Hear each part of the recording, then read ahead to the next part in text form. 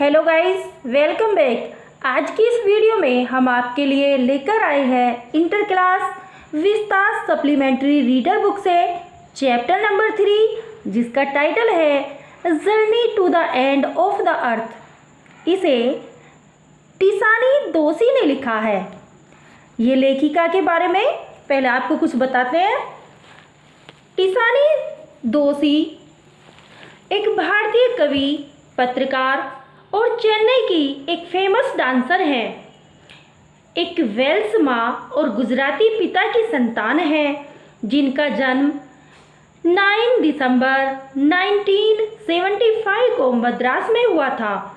Johns Hopkins university से creative writing में master degree हासिल की। 2001 में एरिक ग्रेगरी अवार्ड मिला। उन्होंने काफ़ी फेमस कविताएं वे लेख भी लिखे हैं। वे क्रिकेट से संबंधित वेबसाइट क्रिक इन्फो पर हिट या मिस नामक एक ब्लॉग लिखती हैं। About the summary. इस समरी में लेखिका अपनी सुखद अंटार्कटिका की यात्रा के बारे में बताती हैं। यात्रा रूसी वाहन पर शुरू होती है, जिसका नाम अकादमिक सोकालस की था, जो सबसे पतले महाद्वीपों में जोफ ग्रीन के स्टूडेंट्स ऑन आइस कार्यक्रम का हिस्सा बनने के लिए था। जोफ ग्रीन वह है जो छात्रों को शिक्षक की यात्राओं एजुकेशन टूर पर ले जाने में रुचि लेता है। इसके माध्यम से उन्हें पृथ्वी की अंत की खोज में मदद मिलती है और ग्लोबल वार्मिंग के प्रभाव का भी पता चलता है। अन्य और भी जानकारियाँ प्राप्त होती हैं। तो आइए जानते हैं इस प्यारी सी वीडियो के माध्यम से। वर्ष की शुरुआत मैंने एक रूसी जलयान की यात्रा से की। इस जलयान का नाम एकेडमिक सोलास्की है। इसे संसार के सबसे ठंडे, सूखे और तेज हवा वाले अंटार्कटिका महाद्वीप की यात्रा के लिए विशेष रूप से बनाया गया था। मेरी यात्रा मद्रास से भूमध्य रेखा के उत्तर में 13.09 डिग्री से शुरू हुई और हमने लगभग 9 जोन्स, 6 चेक पॉइंट, 3 समुद्र व इतने ही इकोस्फीयर अर्थात वायुमंडलों को पार किया। दक्षिणी महाद्वीप में कदम रखने से पहले मैं कार, हवाई जहाज व जलयान को मिलाकर लगभग 100 घंटे से अधिक की यात्रा कर चुकी थी। दक्षिण द्वीप के विस्तृत सफ़ेद भूदृश्य को देखकर मुझे बहुत सुकून मिला, जब यह पता चला कि दक्षिणी महाद्वीप अर्थात अंटार्कटिका भी कभी भारत का ही एक अंग था। लगभग 6 अरब 5 करोड़ वर्ष पहले दक्षिणी विशाल गोंडवाना भी अस्तित्व में था, जो अंटार्कटिका के चारों ओर स्थित था। तब जलवायु कहीं अधिक उष्ण थी। यहाँ पर विभिन्न प्रकार की वनस्पतियाँ थीं। 5 अरब वर्ष तक गोंडवाना फलता फूलता रहा, किंतु डायनासोर समाप्त हो गए और स्तनधारी प्राणियों का युग शुरू हो गया। गोंडवाना की धरती भी अलग अलग देशों में बट गई। वास्तव में इस यात्रा को करते समय हमें वर्ल्ड हिस्ट्री का ज्ञान होता जा रहा था।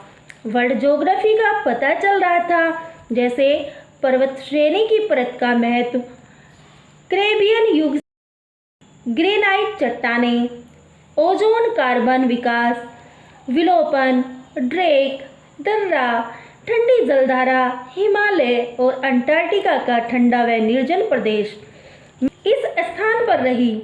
यहाँ संपूर्ण पृथ्वी का 90% बर्फ का भंडार है। यहाँ रहना बहुत कष्टकारी था, मानो कोई विशाल पिंग पोंग गेंद के अंदर जाए, जहाँ मानवता का कोई चिन्ह न हो, न वृक्ष, न विज्ञापन पट, न इमारतें।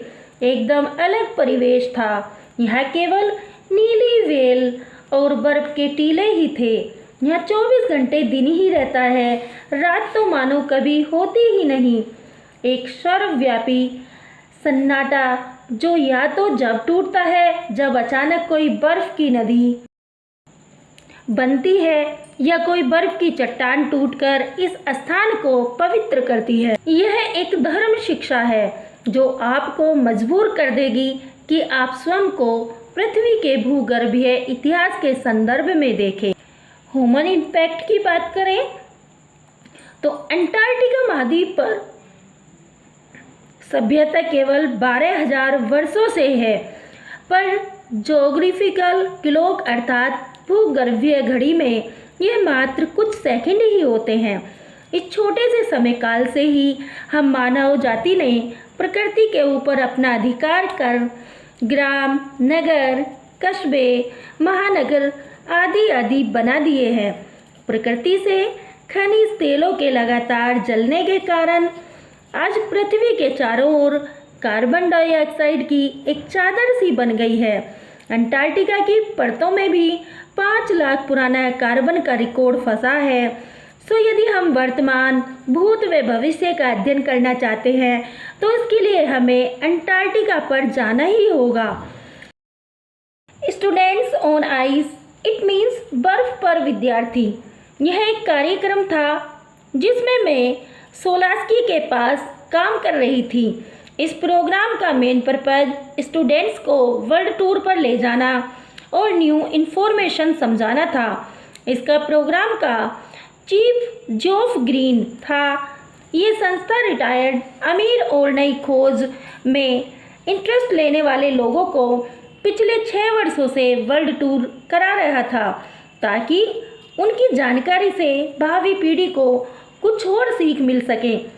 वास्तव में घर पर भी यदि आप अपने सामने ग्लेशियरों को पीछे हटते और बर्फ की चट्टानों को नष्ट होते देखोगे तो आप स्वयं अनुभव करोगे कि पृथ्वी का बढ़ता तापमान बहुत खतरनाक है। वास्तव में सरल पर्यावरण और जीव प्रणालियों की विविधता में कमी के कारण जानने के लिए अंटार्कटिका का अध्ययन यूजफुल है। यहाँ आकर आप प्रकाश संश्लेषण अर्थात फोटोसिंथेसिस प्रोसेस को देख सकते हो। यहाँ सूक्ष्म जीव व ब्लू व्हेल को देख सकते हो। यहाँ का निरीक्षण करने पर आपको फोटोप्लैंक्टन की बात याद आएगी। उन्होंने कहा था, take care of the small thing and the big things will fall into place. It means छोटी छोटी बातों पर ध्यान दीजिए और बड़ी बड़ी चीज़ें अपने आप ठीक हो जाएंगी। वो कौन द ओशियन, सागर पर भ्रमण। अंटार्कटिका के दर्शन से मुझे बहुत कुछ सीखने को मिला, परंतु उससे भी सर्वोत्तम वह था जो अंटार्कटिका वृत्त से बिल्कुल निकट 65.55 डिग्री दक्षिण में था। एक्चुअली प्रायद्वीप और टेडपोल आइलैंड के बीच एक सफ़ेद बर्फ की पट्टी में सोलास्की ने स्वयं को फंसा लिया था। सो कैप्टन ने निश्चय किया कि जहाज को वापस मोड़कर उत्तर की ओर ले चले। सो हम रुके, जहाज से कुछ समय के लिए तख्ते से उतरकर समुद्र के ऊपर चले गए। हम 52 मेंबर्स थे। हम सभी ने वाटरप्रूफ कपड़े, एंटी ग्लेयर चश्मे पहने थे। सभी सफ़ेद बर्फ पर चल रहे थे और उसके नीचे 180 मीटर गहरा जीवित सांस लेता हुआ नमकीन पानी था। सागर के किनारे केकड़े खाने वाली सील मछलियाँ धूप सेक रही थी। ऐसा लगता था जैसे बरगद के वृक्ष के नीचे आवारा कुत्ते बैठे हों। यहाँ का दृश्य बहुत अट्रैक्टिव था, देव दर्शन के समान था। हर चीज़ किसी न किसी रूप में एक दूसरे से जुड़ी थी। इस दौरान मेरे मन में यही सवाल उठ रहा था कि 9 समय मंडल, 6 चौकियाँ, 3 समुद्र तल और न जाने कितने वायुमंडल को पार करने के पश्चात भी मुझे अपनी पृथ्वी के संतुलन के सौंदर्य पर आश्चर्य है। अगर अंटार्कटिका फिर से वैसा ही गर्म प्रदेश बन जाए जैसे पहले था, तब क्या होगा?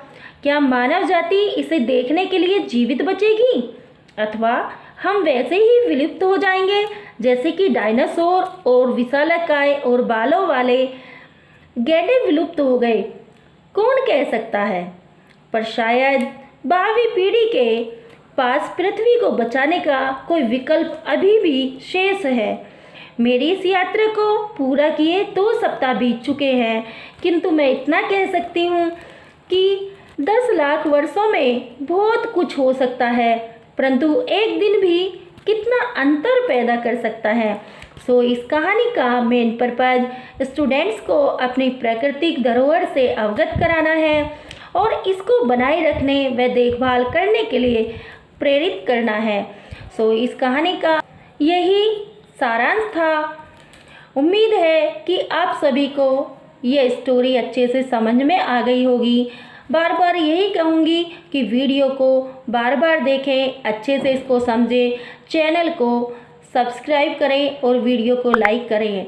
तो मिलते हैं नई वीडियो में, तब तक के लिए खुश रहिए, बने रहिए। Thank you for watching.